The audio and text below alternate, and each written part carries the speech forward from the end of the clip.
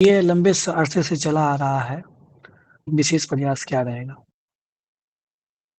कुछ सरकार सर का इस महत्वपूर्ण प्रयास बताइए और फिर एक अपना आपका क्या विज़न है? हुँ, सर सरकार के द्वारा जो अभी रिजर्वेशन को एक्सटेंड किया गया 35% वो सबसे मेजर एक गेम चेंजर हो सकता है बिहार के विमेन के लिए। और हुँ। सेकंड है कि वहाँ जो 50% रिजर्वेशन लोकल गवर्नमेंट में है वो भी एक बहुत इम्पोर्टेंट है। और थर्ड है कि अ,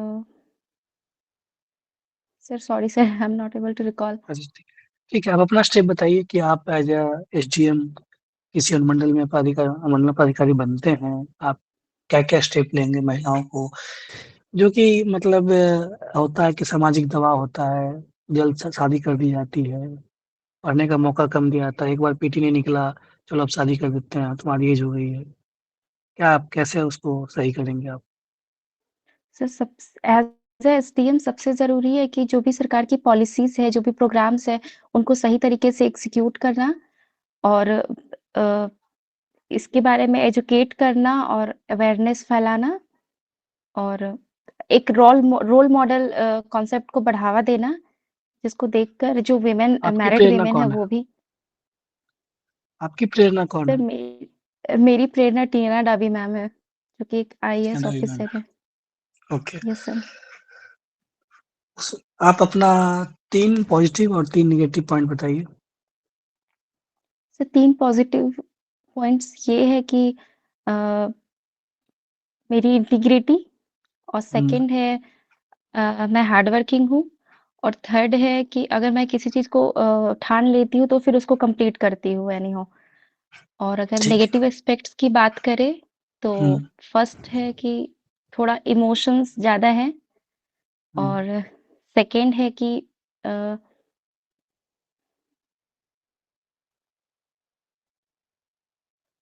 बाकी कोई कमियाँ नहीं दिख रही है। क्या मैं ये मान लूँ? No sir.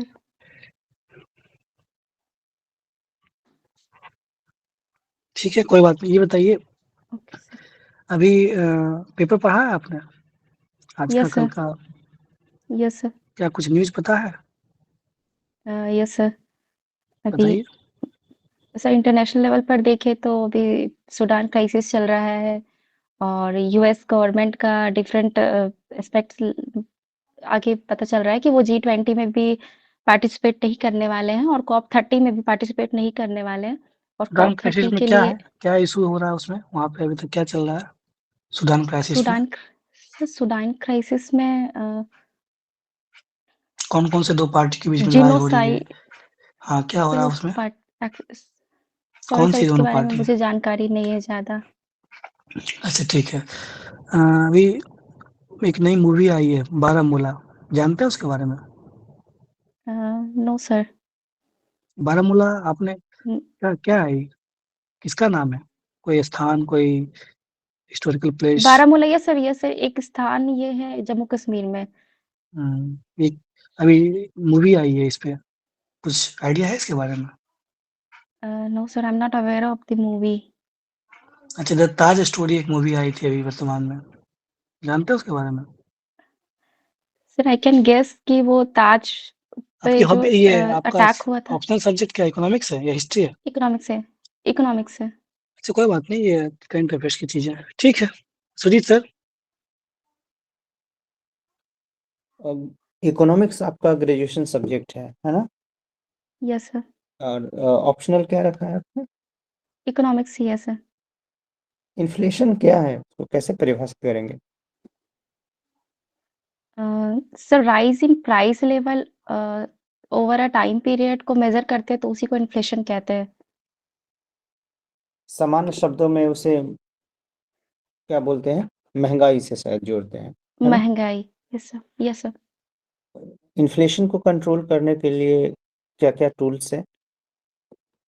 सर इसको दो तरीके से कंट्रोल किया जाता है। एक तो गवर्नमेंट करती है जिसको जो फिस्कल पॉलिसी के थ्रू करती है और सेकंड हमारा सेंट्रल बैंक करता है जो कि आरबीआई करता है थ्रू मॉनेटरी पॉलिसी। और फिर गवर्नमेंट जो करती है फिस्कल पॉलिसी, उसके अंदर वो गवर्नमेंट स्पेंडिंग और टैक्सेशन टूल्स का यूज करती है। और जो आरबीआई करती है वो reserve repo rate, SLR, CRR, ये सब टूल्स का यूज करके करती है। अगर आप वित्त मंत्री होती तो कंट्रोल करने के लिए कौन सा टूल इस्तेमाल करती है, अगर मान लिया जाए कि महंगाई आज के डेट में 10% है? Okay sir. सर, तो बीइंग अ फाइनेंस मिनिस्टर, तो वो तो गवर्नमेंट के अंदर है, तो ऑब्वियसली थ्रू फिस्कल पॉलिसी। और अगर महंगाई का दर 10% है तो वो कंट्रोल करना बहुत ज़रूरी है, जिसके लिए टैक्सेशन को बढ़ाया जा सकता है। इस तरह के टैक्सेशन मतलब किस लेवल पे टैक्सेशन को बढ़ाएंगे? वो प्रोग्रेसिव होगा या रिग्रेसिव होगा? मिडिल क्लास पे, अपर मिडिल क्लास पे, लोअर क्लास पे, कैसे? सर, इंडिया के रिस्पेक्ट में जहाँ इनइक्वालिटी इतना ज़्यादा है, तो यहाँ के अकॉर्डिंग प्रोग्रेसिव नहीं कर सकते, क्योंकि वो गरीबों पे ज़्यादा असर पड़ेगा। इसलिए प्रोपोर्शनल टैक्सेशन सिस्टम को यूज़ किया जा सकता है, जिसे रिग्रेसिव टैक्सेशन भी कहते हैं। अभी पिछले बजट में जो है अनाउंस किया गया कि 12 लाख तक की जो भी आमदनी है उस पे जो है टैक्सेशन को फ्री कर दिया गया है, तो इससे तो यस। महंगाई और बढ़ेगी ही। महंगाई बढ़ेगी कि नहीं? सर, इस सरकार को रेवेन्यू लॉस होगा, जो पैसे है वो मार्केट में जाएगा।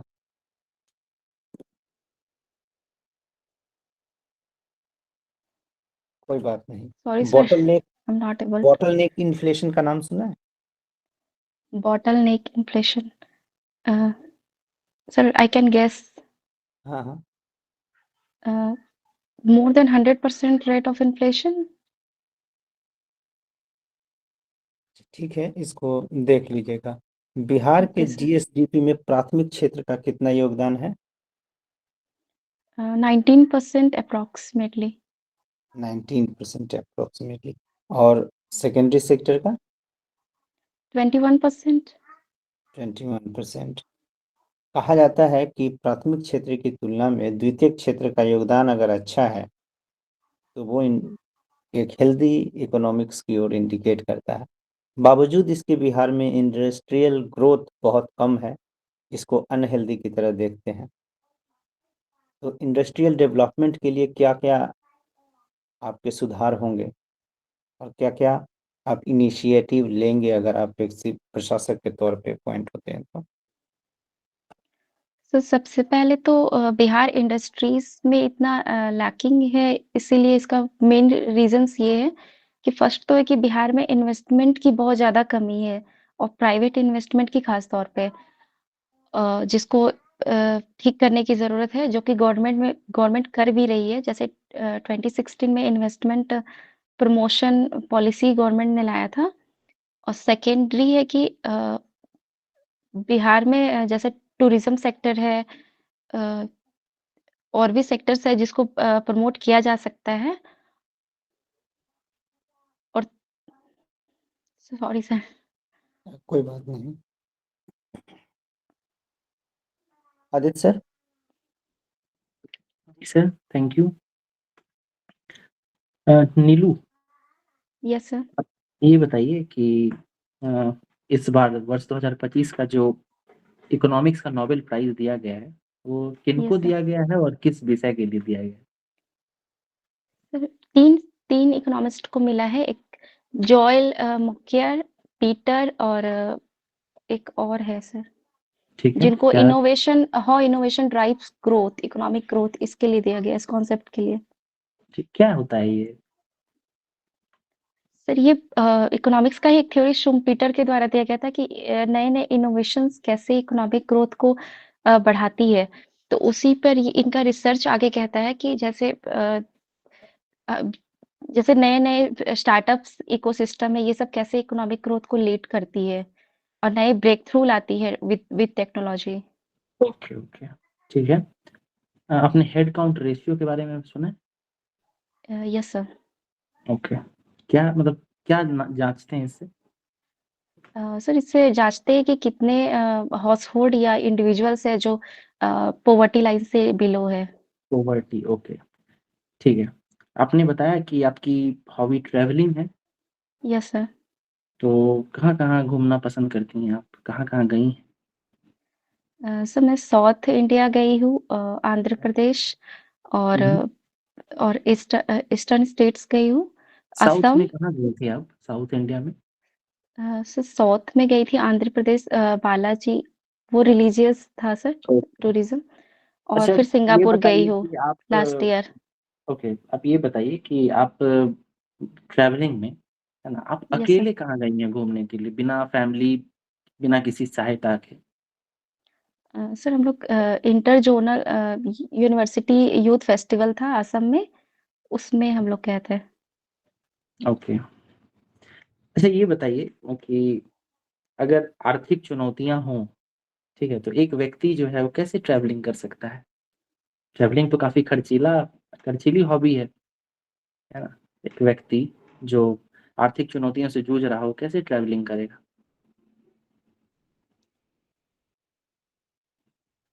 क्या कहा जा सर सकता है कि जैसे इकोनॉमिक हम लोगों हाँ, बोलिए? सर इकोनॉमिक हार्डशिप्स के बावजूद भी अगर कोई ट्रैवल करना चाहता है तो चीपर मोड ऑफ ट्रांसपोर्टेशन को चुन सकता है। और सेकंड है कि वो अभी टेक्नोलॉजी भी आ गई है तो उसके थ्रू भी किया अच्छा। जा रहा है। अच्छा, एक चीज़ यस सर। बताइए नीलू, ठीक है, यस सर। क्या एक स्थान से दूसरे स्थान गए बिना भी घूमा जा सकता है? मतलब अगर कहा जाए यस कि अगर कोई व्यक्ति अपने मस्तिष्क में, मानसिक चित्त में भी अगर घुमंतु प्रवृत्ति का हो, तो क्या उसे भी ट्रैवलिंग माना जाएगा? सर सर्टेनली उसको माना जाएगा बट विद लिमिटेड, क्योंकि वो उसको एक्सपीरियंस नहीं कर पाएगा जिस तरीके से फिजिकली प्रेजेंस होके एक्सपीरियंस किया जाता है। अच्छा, ठीक है। तो ट्रैवलिंग में महिलाओं को कौन-कौन सी चुनौतियाँ आती हैं? यस। तो सबसे पहले तो है कि सिक्योरिटी, हुँ, हुँ। और सेकंड है कि वो अकेले जाना, अभी भी इंडिया में ऑर्थोडॉक्स कंजर्वेटिव सोसाइटी है तो अकेले जाना बहुत मुश्किल होता है।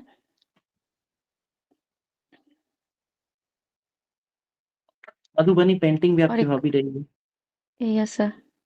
तो उसको बढ़ावा देने के लिए क्या-क्या कदम उठाया जा सकता है? गवर्नमेंट के द्वारा। नहीं, आप इंडिविजुअल या गवर्नमेंट किसी भी स्तर पे बता सकती हैं। तो इसके लिए मधुबनी पेंटिंग को करिकुलम से जोड़ा जा सकता है फर्स्टली। ठीक है। सेकेंडली सेकेंडली इसमें जो भी लोग इन्वॉल्व्ड है उनको बढ़ावा दिया जा सकता है, उनको इंसेंटिव्स दिया जा सकता है ताकि ये जिंदा रहे। थर्डली जिंदा ये है रहे। कि सर जैसे इसके जो पर्सनालिटीज है, ग्रेट पर्सनालिटीज है, उनको किया भी गया है, उनको रिकॉग्नाइज किया भी गया है। सर अनम्यूट कर ले। आपका ये पहला इंटरव्यू है? Yes sir. बेहतर है, आप बोल ले रही है, अच्छी बात है, आप कॉन्फिडेंटली बोल रही है। जहाँ पे कंटेंट की कमी हो रही है, थोड़ा-सा वहाँ पे आप सीधे छोड़ दे रहे हैं, छोड़ना नहीं है ना? जो पॉइंट है उसको फैब्रिकेट करना है। अंदर में 2 देखिए, इंटरव्यू का क्या होता है कि जैसे प्रश्न पूछा जाता है, तो आपके अंदर जब नोट्स बना होता है ना, तो पॉइंट वाइज़ पॉइंट आप अगर यस सर, 10 मैं पॉइंट है, ऑर्गेनाइज नहीं कर हाँ, पा रही हूँ, मुझे पता है बट हाँ, ऑर्गेनाइज नहीं कर हाँ। पा रही हूँ। वो आप जब आपके नोट्स में लिखा होगा तो आप बोल पाएँगे। आप ऐसे नहीं, आपके बेहतर जो साउंड है वो भी बहुत मॉडरेट है, बेहतर है, ना ज़्यादा ना लो, अच्छा है और आप कॉन्फिडेंट हैं। बस कंटेंट पे काम करेंगे तो वो और अच्छा हो जाएगा और छोड़ नहीं देना है, उसको प्रयास करना है कि बोलना है। 2-3 पॉइंट तो ज़रूर बोलने का प्रयास करना है, जहाँ पे क्योंकि इंटरव्यू क्या है, एक सब्जेक्टिव चीज़ें हैं। इसका बस एक ही होता है कि लॉजिक क्या है, जो भी आप आंसर दे रहे हैं, उसका एक लॉजिक होता है।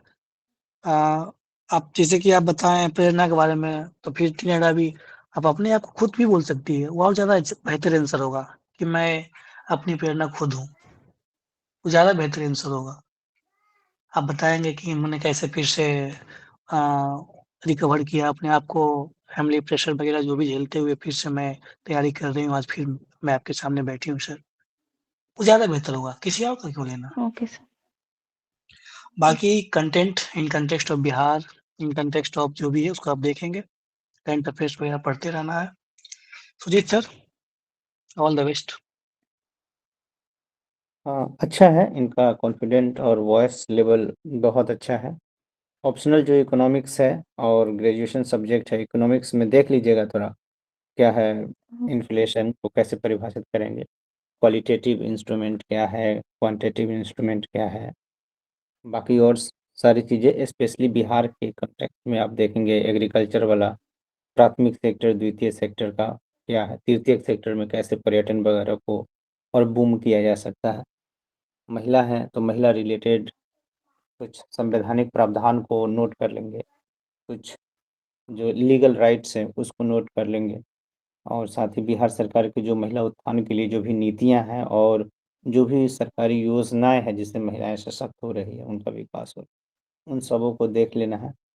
करंट अफेयर्स मैं सबको बोलता हूँ, आपको भी बोल रहा हूँ, इसको छोड़ना नहीं है। बाकी ये पहला इंटरव्यू था, जब नेक्स्ट टाइम आएंगे तो और भी बेहतर तरीके से आप उसको प्रेजेंट कर पाएंगे। Good luck. Thank you sir. Welcome.